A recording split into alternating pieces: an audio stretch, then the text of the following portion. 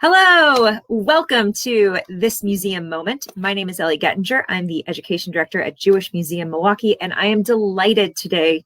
Well, actually, I would say that it's with mixed feeling. I am so excited to be talking to my guest today, Wendy Singer from the Illinois Holocaust Museum and Education Center. She is the education director there, and she is my colleague and friend, and it's been so nice to have a team of people from museums around the country we can talk to in this challenging time about what education can look like. And she's one of those people for me. But on the flip side, we're talking today because Ruth Bader Ginsburg died last week, right before Rosh Hashanah.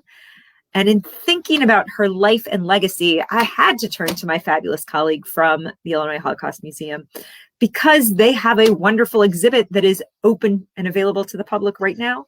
And I wanted to explore how they were talking about her life and legacy, since that is the actual messaging around this exhibit. So Wendy, welcome to Jewish Museum Milwaukee's Museum Moment. Yes, it's nice to have you. It is so nice to have you. And it has been a true honor to have the Notorious RBG, the Life and Times of Ruth Bader Ginsburg exhibit at our museum for the last 7 months, and how lucky we are. I just want to express that to begin with, to be able to deep dive and learn about her and have her as part of our community. It almost feels like we're friends, if not family. That's how I feel about her. And it definitely was a gut punch to get the news on air of Rosh Hashanah. And as so many eloquently stated on social media and our own museum statement, that in Jewish tradition, only those who pass away leading into Rosh Hashanah are of righteous caliber, and Ruth Bader Ginsburg certainly is. And I'm just going to share my screen so I can show you a little bit about the exhibit if you'd like. Yeah, I think we'd love to see it. I think we'd also love to know, how have you guys been presenting this? And how does this connect with your kind of broader mission at Illinois Holocaust Museum? A great question. So our mission at the museum is to transform the past, or remember the past and transform the future. And we do that by teaching universal lessons of the Holocaust. And we have programs and exhibits that deep dive into the Holocaust, of course, but then also branch out into other issues of social justice that combat hatred, bigotry, and indifference in the world. And we branch out into these different, and what the other piece that we do and talk about all the time at the Illinois Holocaust Museum is we talk about upstanders, people who really found something that they are passionate about, and use their voice to make a difference and try to make the world a better place. And there is not one better example than our beloved Ruth Bader Ginsburg to tie into this at the museum. And it has been a perfect fit for our museum. And in fact, in our exhibit and also in her history, Ruth Bader Ginsburg was not only an extraordinary person, but as a young person, she, at 13 years old, knew what was going on in the world. And we have snippets of different essays that she wrote about the Holocaust at that time, and standing up for injustice, and incorporating lessons from the Universal Declaration of Human Rights, and all things that we focus on here at the museum. So it's pretty unbelievable, an unbelievable exhibit to host. So give us a feeling of what the exhibit looks like I know you have your slideshow ready to go. Yeah. So I was just going to show you a few pictures. It really starts with Ruth, the history of Ruth growing up, what it was like for her as a young girl, growing up in Brooklyn, to parents who, one was an immigrant, one was born just a couple months after her family immigrated, working class parents. And it's an exhibit that is immersive, and you can learn about her love for reading in this replica of her apartment growing up. In the exhibit, we learn about her love for music by hearing opera music throughout. We learn about her trials and tribulations as a young girl going through high school. Her yearbook, her high school yearbook is here, and one of my favorite things in this is that in the exhibit from speaking with the curator at the Skirball Museum, in her high school yearbook that is labeled here, there was one of the students who was labeled as future Supreme Court Justice. It was not Ruth Bader Ginsburg. It was a gentleman who was in this yearbook. And at the time this exhibit was curated, that gentleman was still alive, and he's actually a dentist on the East Coast. But Ruth Bader Ginsburg, a woman, became Supreme Court Justice. Wow. So I love that little tidbit. It talks about her early relationships with her husband, Marty, who was a true partner at that time. They took care of each other.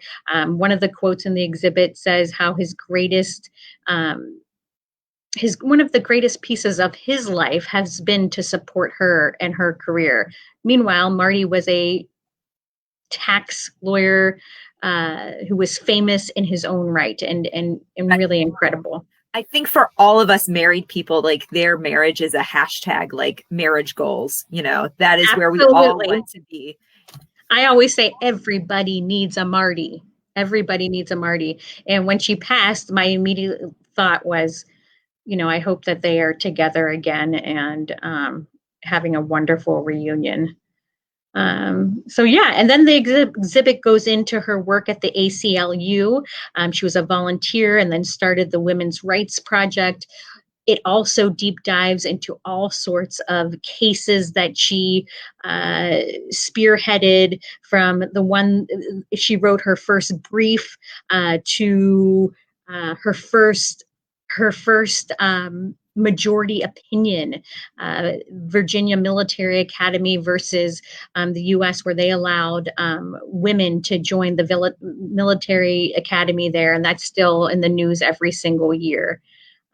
So whether you are a lawyer who wants to, learn more about the cases, or you are someone who really wants to get to know her as a person, this exhibit is for you. You can see in this particular area, it's a replica of her desk in her chambers. And on it, you can see family photos of her whitewater rafting with her family. Behind, you see a dress that she wore and was gifted to her in an opera where she made a cameo. So it is an exhibit that really lets you get to know her as a human being, and also about her legal accomplishments, as we know, were pretty incredible. Do you think kind of the big lessons that you want people to take away from this, like aside from Ruth Bader Ginsburg as a fabulous example of upstander in so many universes, what are the other kind of core messages that you want people to take away? So I'm going to stop sharing at this point and answer that question for you. Well, I think that for me, one of the most important quotes in the exhibit that I love, and I quote it all the time, is fight for the things you care about, but do it in a way so others will join you. And I think that's an important lesson for this particular time. It talks to who she is as a person, so relatable, so kind. Many people know that she had friendships and personal relationships with people on the Supreme Court who had completely differing views than her, but because they were able to be civil and learn from one another, it teaches me that it's possible. It's possible to be respectful and to learn from one another and to lead so others can join you. So that's one particular piece. The other piece that I think is really special about Ruth Bader Ginsburg and why people really relate to her is because even though she was an extraordinary person and super smart and intelligent, she was like a lot of us. She's a mom, she's a grandmother, She was a working person. She has dealt with adversity through her life that you can also learn in the exhibit, whether it was about her own equality issues or tending to a husband during law school that was ill.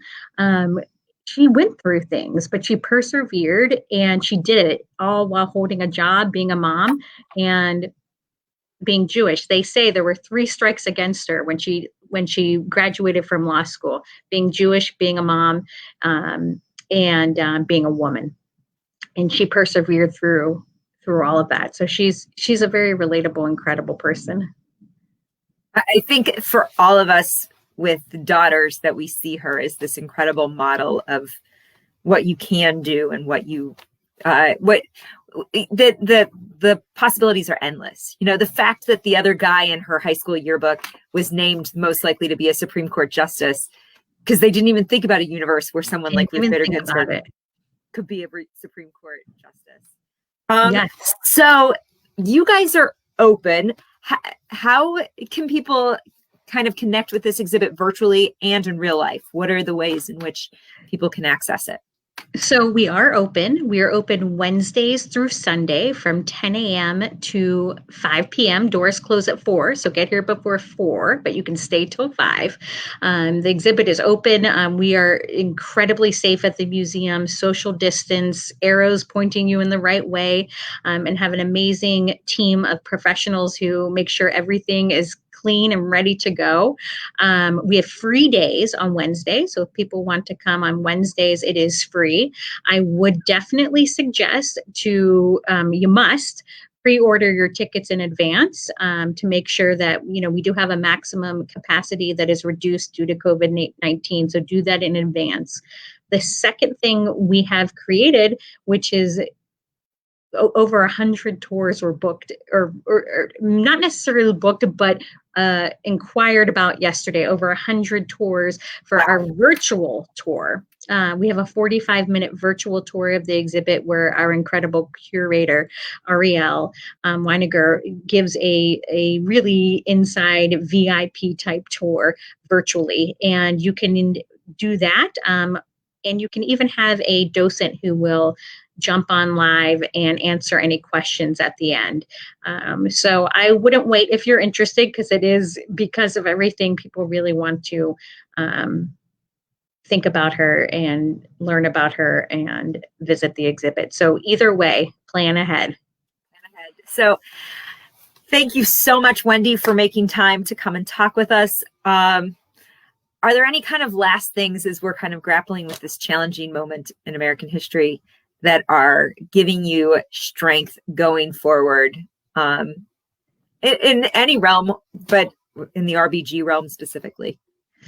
Specifically, she gives me strength. I think about her all of the time as a working mom with 2 young kids, young daughters, as you mentioned, just like you, we both have daughters.